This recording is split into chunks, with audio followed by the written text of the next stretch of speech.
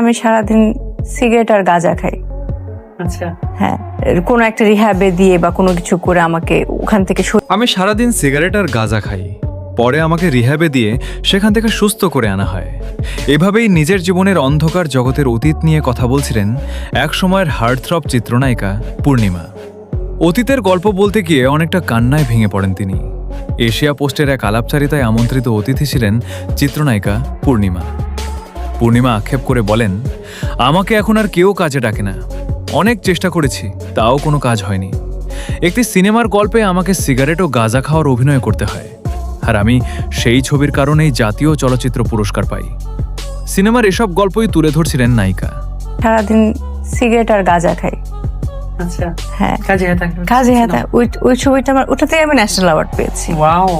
এখন আমি সিগারেট গাঁজা খাওয়ার এই চরিত্রের কিভাবে ন্যাশনাল অ্যাওয়ার্ড পাই, মানে থাকে না, কনফিউশন তো থাকেই।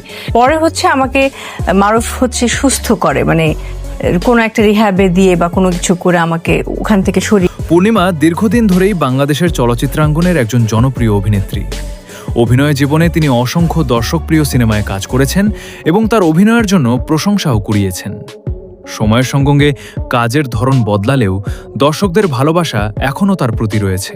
এদিকে তিনি যে মন্তব্যগুলো করেছেন বলে প্রচার হচ্ছে, সেগুলো নিয়ে সামাজিক মাধ্যমে নানা মতামত দেখা যাচ্ছে। কেউ তার খোলামেলা বক্তব্যের প্রশংসা করছেন, আবার কেউ পুরো বিষয়টি নিয়ে আরও স্পষ্ট ব্যাখ্যার অপেক্ষায় রয়েছেন। আপনার কি মনে হয়?